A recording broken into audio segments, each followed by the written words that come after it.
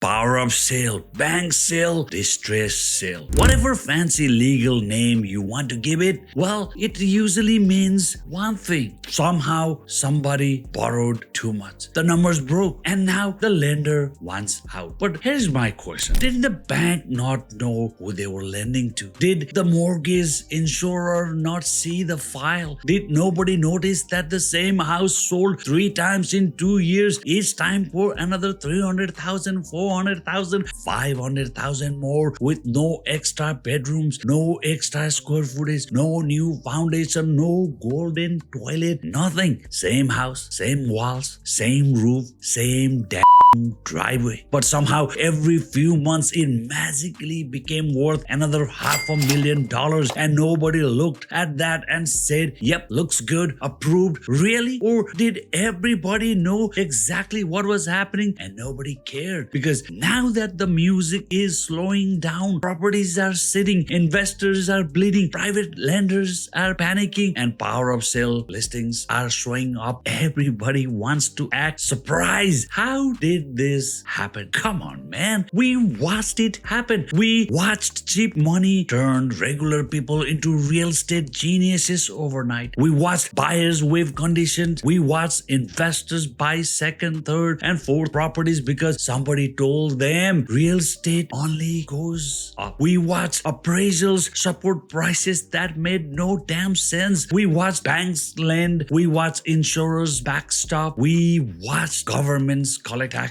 every single turn. And now when the deal goes bad, guess who gets dragged into the mess? You, me, the responsible people, the regular taxpayers. Because in real estate, when things are hot, everybody wants the upside. When things fall apart, oh boy, suddenly everybody starts looking around for someone else to hold the bag. And that right there is what pisses me off. When a mortgage is insured, the bank's risk is not the same as the borrower's risk. The borrower loses sleep, the borrower loses equity. Sometimes the borrower loses the house. But the bank may have an insurance protection. And who ultimately stands behind public mortgage insurance? You, me, the taxpayers. So people don't tell me this is just about irresponsible borrowers. This is about a system that privatizes the upside and socializes the downside. When the deal is good, the bank collects interest. When the deal goes bad, the risk moves down the line. And at the end of the line is the public. Government equals taxes. There is no magic tree. That money comes from responsible people who paid their mortgages, didn't over-leverage, and didn't borrow against their house to chase that 10% private lending fantasy. So when people say real estate is safe, I ask, safe for whom? Not the borrower losing the house, not the second mortgage holder getting wiped out, but maybe very safe for the institution that collected the fees, collected the interest, and transferred the risk. Funny how that works, eh? And then there is the private mortgage side. This is where the story gets even uglier because I get these calls. Roshan, can you help me? The property is already listed. I lent the owner $300,000 as a private second mortgage. Now it's power of sale. If the house sells now, my investment is gone. And I say, okay, let me look it up. I look up the listing and what do I see? The house is already $500,000 overpriced for this market. $500,000 overpriced. So now the first mortgage wants to get paid. The second mortgage is panicking. The seller is in complete denial. The listing agent is praying. The private lender is sweating. And the market is saying, nope, this is not investing. This is musical chairs with leverage. And when the music stops, somebody is standing with no chair and a $300,000 problem. This is the part people don't understand about second mortgages and private lending. When everything is going up, everybody looks smart. You lend money at 9%, 10%, 12%, and you feel like a genius real estate backed investment. Sounds beautiful, does it not? Until you realize you are behind the first mortgage, and if the first mortgage is way big, the property sells low, and legal fees, arrears, penalties, commissions, they start piling up. There may be nothing left for you. Zero, gone, poof. And suddenly the private lender is calling every realtor in town saying, can you find me a buyer? Buddy, the buyer is there. The problem is the price is delusional. The market does not care what you lend. The market does not care what the borrower owes. The market does not care what the seller needs. The market only cares what the property property is worth today, not in 2021, not during the bidding war circus, not when the money was cheap, today. And if the house is worth $1.2 million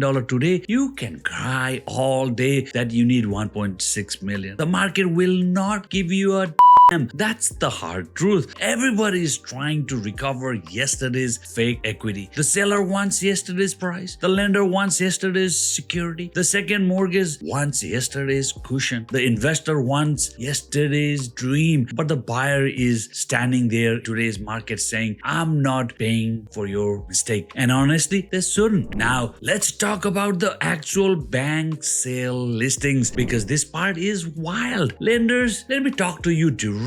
If you are selling a property under power of sale, who you hire matters because half these bank sale properties look like nobody has stepped inside since the borrower gave up. Garbage everywhere, bad photos, no staging, no basic cleanup, no pricing strategy, no urgency, no accountability. You are trying to recover money, but you are presenting the asset like a crime scene. And then everybody acts shocked when buyers don't want to touch it. Really? You've got these bad photos, limited access, no clear answers, scary Schedule B clauses, sold as is wordings, no warranties, maybe no appliances, maybe no keys, maybe no utilities. And then the lender wonders why the market is not lining up with offers. Come on, man. Clean the house, cut the grass, secure the property, get the smell out, get proper photos, make showings easy, then price it properly. Hire someone who knows how to sell distressed property without making it even look more distressed because presentation still matters even in the power of sale. Actually, especially in the power of sale because you already have this stigma. You already have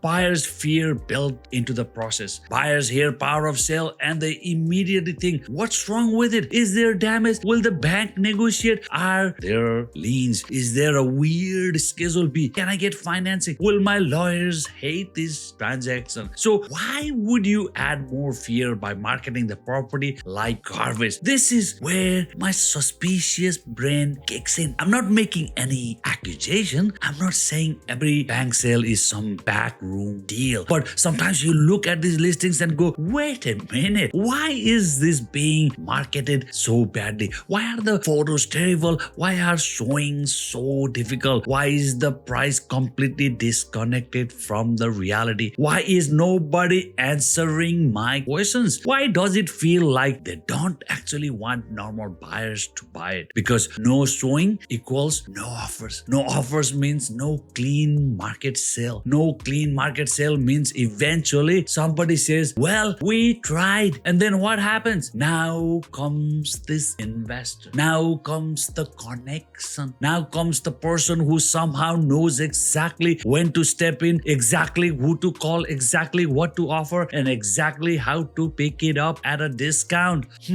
Fishy, don't you think? Again, I'm not saying it is an inside job, but explain it to me like I'm a 5-year-old. If the goal is to recover as much money as possible for the lender, the borrower, and everyone behind that particular file, then why would you present the property like you are trying to scare away the market? Why make access hard? Why leave it filthy? Why allow garbage photos? Why overprice it so that nobody comes for months? Why let it sit, rot, freeze, leak, and decline? Because in a normal sale, that would be malpractice. But in a power of sale situation, everybody shrugs and says, well, it is what it is. No, it is not. It is not what it is. That house is still an asset, a distressed asset. Yes, but still an asset. And if the lender is truly trying to maximize recovery, then market it properly. Don't dump it. Don't neglect it. Don't hide it behind bad photos, bad access, and impossible showing instructions. Because when you do that, the market pays less, the borrower loses more, the second mortgage gets wiped out, and the private lender gets smoked, and some investor somewhere buyer gets a nice little discount because everybody else was scared away by the mess. Funny how that works, eh? Power of sale should not mean power to be sloppy. It should not mean power to undermarket the property. It should not create the perfect setup for a connected buyer to swoop in later. So here is my recommendation. If you are a lender, treat the sale like a real sale. Get a proper valuation, get proper photos, clean it up, secure it, make showings available, price it for the actual market, not fantasy recovery numbers, and hire a realtor who understands distressed sales, buyer psychology, market exposure, and asset recovery. Because if the goal is truly to recover the highest possible value, then act like it. Otherwise, don't be surprised when people like me look at some of these bank sale listings and say something smells off. And it's not just the garbage left in the basement. So where does this leave us? Power of sale is not where the problem starts. Power of sale is the receipt. The bad lending happened years ago. The fake equity happened years ago. The HELOC borrowing happened years ago. The private mortgage happened years ago. The denial happened years ago. Now the bill is here and everybody's acting shocked. Come on. Banks funded it, insurers backed it, buyers chased it, investors leveraged it, governments taxed it, and now regular people are supposed to sit quietly and accept the mess. No! The